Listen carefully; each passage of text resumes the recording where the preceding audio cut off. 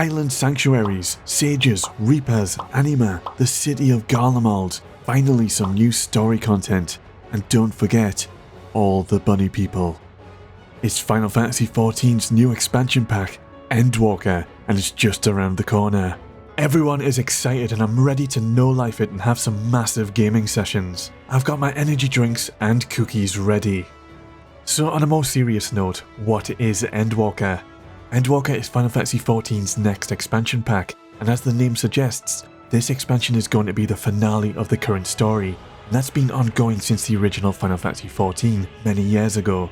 Yeah, about 10 years ago. Storytelling and characters are really well done, and the best part of Final Fantasy XIV.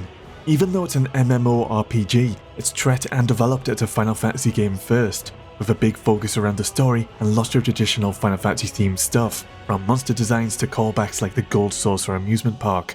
FF14's current story starts with the huge primal behemoth, and he's destroying most of the world. He really is enormous. We team up with the badass Scions of the Seventh Dawn to help fix the world, which mostly involves fighting off familiar Final Fantasy summons and fighting the evil Garlean Empire. I'm just really looking forward to having some new story content to play through. I was recently catching up and finishing the currently available story content, and it felt like I was getting to the end of a really good book, and I didn't want it to end. It reminded me of watching Return of the King at the cinema for the first time, and I didn't want it to end too. Yoshi P, that's the producer of Final Fantasy XIV, he claims Endwalker is the largest expansion yet, and the script has a word count 50% larger than the previous expansion pack. Yoshi P's communication and willingness to listen to feedback from the players has contributed to Final Fantasy XIV's success. In one of his recent live letters to the public, we sadly learnt that Endwalker is going to be another game that's been delayed, but only by 2 weeks. You can just tell how passionate and upset the dev team were to have to announce the delay. I don't mind the delay, I've still got a backlog of games to work through, but soon, so many of us are going to be taking our first steps on the moon. So I want to talk about Endwalker and what we can expect from this expansion, and maybe some of the new features that interest me. Aside from the story, one of the big new features I'm looking forward to are Island Sanctuaries, and we've finally got a bit more information on how they'll work. So, we'll each get our own little empty island, which we can build up with custom buildings, place furniture, you can tend to animals and crops, and also expand the island itself. This is a sanctuary just for chilling out and doing more relaxing content. It promises no pressure and a much more relaxed environment, much like the existing player housing system. One of the most fun things to do in Final Fantasy XIV is just to hang out and socialise, and to double down on that, you'll be able to invite your friends to your island as well as visit theirs. So while it's mainly solo content, they've added in that social option, that everyone's getting their own island. You won't have to compete over plots of land, like with the current housing system. It's been confirmed you can let your pets or minions run free in the Island Sanctuary. I think this is a cool little addition that lets you show off your rare minions, or entices you to actually collect rare or hard to get minions. The Island Sanctuary will not just be a new piece of content to check out and complete, it'll become a new component of Final Fantasy XIV, and the island itself will receive regular updates and more content alongside Endwalker's content patches. The whole system feels like a very light version of Animal Crossing, Harvest Moon, or Stardew Valley. It's something MMORPG players are starving for. I'm very much looking forward to finally getting to check the island out.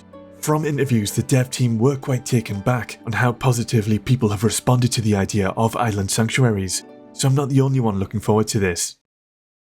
We're finally going to the Garlean capital, Garlemald. This is somewhere I've always wanted to see. The story has been building towards us going there with little sneak peeks.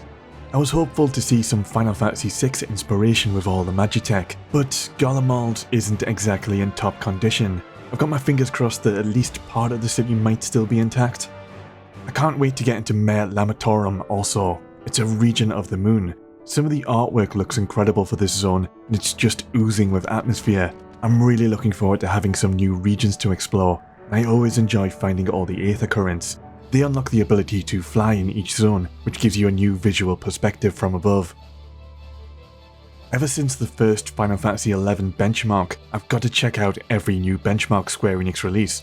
The Endwalker one shows you sneak peeks of a few locations, with lots of character models on screen, just to test your computer's performance. I get goosebumps every time I see my character leading a battle in the snow, and we also get to see an epic showcase of combat.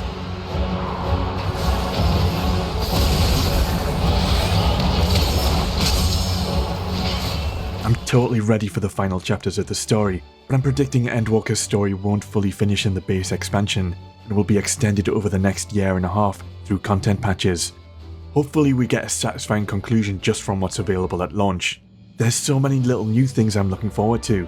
For starters, we're getting 2 new job options, the Healer Sage and Damage Dealer Reaper. Sage is not what I was expecting. When I think of a Sage, the first thing that comes to mind is Teller from Final Fantasy IV.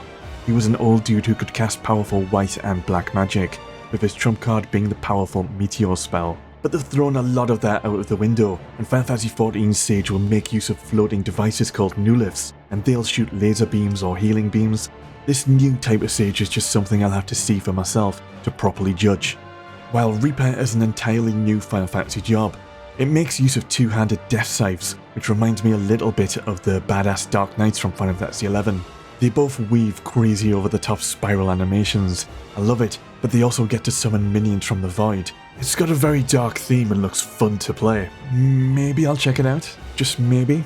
And on the topic of dark themes, Anima will be making a return from Final Fantasy X. She is one of my favourite summons and looks amazing in the previews, just like a higher quality version straight out of 10. And she even does the same special move, Oblivion, where we get to meet Anima's even darker side. I'm wondering if we're going to see even more stuff from Final Fantasy X, with the Magus Sisters making an appearance. We usually see a few raids based on previous Final Fantasy games, and it could be 10's turn, or even Final Fantasy IV also. The Magus Sisters were also in 4, and the moon plays a big part in both Final Fantasy IV and 14. Hopefully we see more stuff from Final Fantasy IV and 10. Is it a coincidence that 10 and 4 make 14? Final Fantasy 14? I think there's something going on there. But neither of those games had bunny boys or Viera males. This will be a new race option and people are going crazy over them. We already had Viera females, and in the lore, the male and females live apart. The males go out and defend the forests. They only communicate with the females to mate, trade, or collect the matured males just to teach them the ways of the hunt and help defend the forest.